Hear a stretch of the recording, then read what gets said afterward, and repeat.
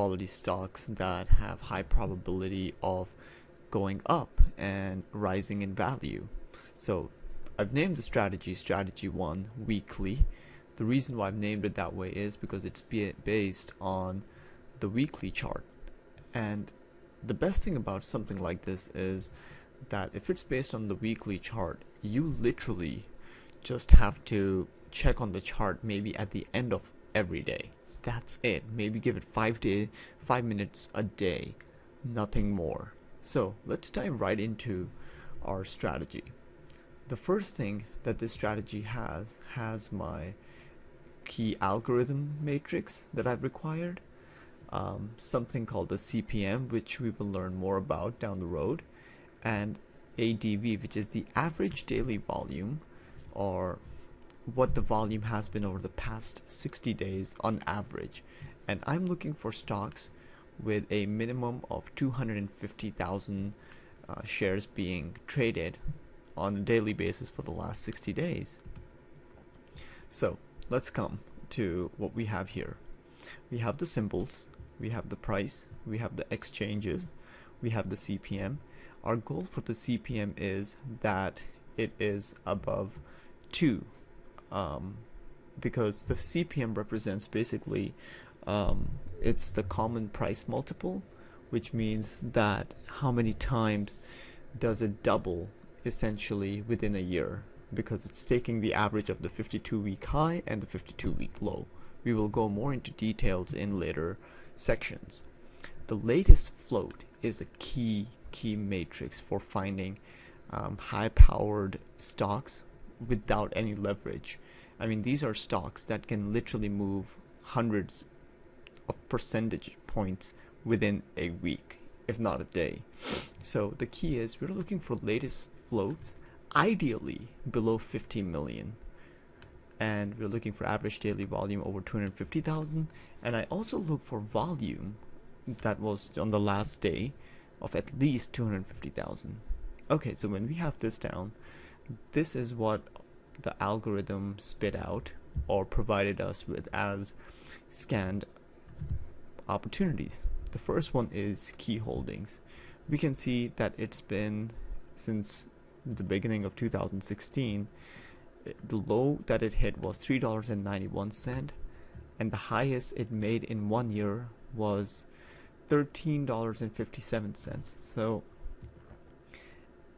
it made almost $9 or over $9 in return, almost $10 in return. So 3 times its value this stock grew. And you can see this 1 week it grew over 53.2%. So these are the kind of stocks that I'm talking about that have the potential to move a lot, and that's what you're looking for with very low risk. So one way to take this stock would be, if you're looking to buy this stock, would be at the high of the last 2 candles, because these two candles represent 2 weeks. So the high of this is $12.03.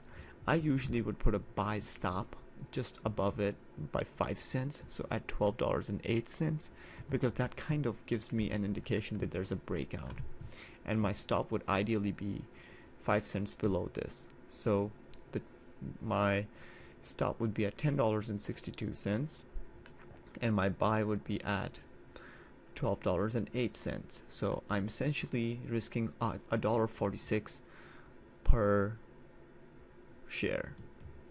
But the potential for this stock is that it can easily go all the way. It can double within this year. There's a very high probability, because the highest it's been is over $23, and so yeah, it can easily double.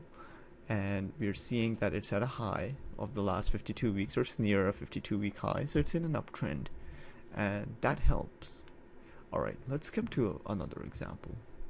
Similar thing that you can see, the low for this stock was $7.32, and the high that it made has been, wow, $29.45. This is all within a year. This is all within a year that this stock did. That's brilliant. And as we can see currently that it's near the high not too far away from it, instead of being down here. So it's in an uptrend essentially, or just more consolidating within this region. If I'm going to look to buy this stock, I would do the same thing. I would buy it at the high of the last 2 weeks, which is $26.98, and I would put my low below the low of the last 2 weeks, which would be $24.59. Now let's come to another stock. Here you go. Now this stock in January, let's just see what's the lowest it went to. I would say that essentially this is the lowest it hit. It was $3.95, and it went all the way up to $9.49. So made about, over $5.50, over 150% return on investment. Now this stock is kind of an ideal stock because if you look at its data, it's first got a low price, but then it's on the NASDAQ exchange. It has a cross multiple of 2.4. That means it has the potential to be a doubler in value within a year. Its float is below 50 million. Its average volume is over 378,000 or over 250,000. So there's liquidity in this stock. Now, how would I trade this stock? Well, I would actually take the stock at the high of this, which would be $6.95, and I would actually put it at the low at $6.10. So let's do some numbers. I personally like this stock, so I might actually be sending an alert for the stock to our students in just a few minutes.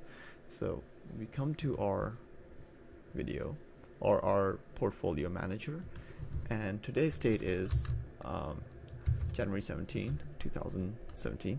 So MITK, and I am planning to buy this at the high of this, which is 690 plus 5 cents for spread, which is $6.95. So 6.95, and I plan on risking 6.15, I believe. Let me see. So $6.10 because the low was $6.15, so we make it 6.1. So then this sheet is telling me that the risk is 85 cents per share. The percentage is 12.23%. So that means that if I put all my money on just this stock, if it goes against me and if it stops out after triggering the stock at 695, I lose 12% of my account. Now obviously we're not going to be doing that. So let's continue. If the stock rises in value by 25%, which is essentially 2 times the return on investment, that would be at the price of $8.69. I can look at that as my first target stop. The second target stop could be when if the value of the stock rises by 50% in the coming months. So we have a stop at 610. We have a gain of 85 cents. And let's just say our account is worth $25,000, all right? If we have a $25,000 account, we would have to buy about 4,000 shares. Yeah. So P5 divided by D5. So, okay, let me do something here. So the total amount divided by how many shares can we buy at the entry part. So we can buy up to 3,600 shares, and that would give our $25,000 account a risk of 12.23%. But if I have a $25,000 account, I want to keep my risk for my entire portfolio around 3 to 5%. So I'm not going to risk $25,000 on this trade. No. I'm probably going to be risking about, let's just say 5,000. So that means I may buy around 700 shares of this for approximately $600 risk on a $25,000 account. Personally, that's fine with me, because as you're seeing, there's not just one trade you'll be taking. You'll be taking dozens of trades. So it is quality trades that we have to take, and we don't have to risk too much money on one. That way we are able to run them in the long run and look for solid returns. So okay, that was MITK. I'll be sending an alert based on that. And let's move on to the next one. On deck, as you can see that there's potential for this one. You could buy it at the breakout of this, but to me, there is a trend and obviously it's kind of following the pattern of still being in a downtrend. It's kind of breaking the trend line. That's what I have the moving average for here, but I'm not too comfortable taking this one. This one looks like a good one, Cena Corp, but as you can see, the float is increasing in value, yet the CPM is still greater than 2, so there's still potential for this one to double. And just to see and look at things, we can see from 2016, and if you're looking at January 2016, right here, the low was $39.58 and the high was over $85. So it did double within a year, or essentially within 9 months. This one doubled, so there's potential. So I can look to buy at the breakout of 69.42 and put a stop at 66.35. So let's do that. Let's see how that works. Let's look at Cena at 69.42, and then I think, which is the high of this, plus 5 cents, and 66.35 right here. Okay, whoops. 66.35. So our risk is $3 a share, or our risk is 4% of our entire portfolio if we put all our money on this stock. And if it continues to rise, this is how it would look. If you're risking $5,000, you would be able to buy 72 shares for $220. These are the kind of trades you want to be looking for, ideally, that have low risk and potential to be doublers within a year.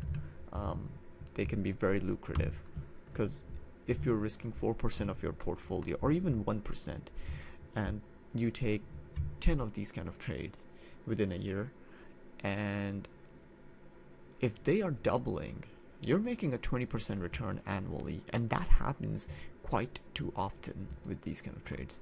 Now, Cloud Peak is actually something that I'm really interested in, because first off, if you look from January low that was here, was $1.08, and the high that it hit in 2016 was $8.04, which is, as you can see, the CPM tells you, is 7 times the return on investment, or from the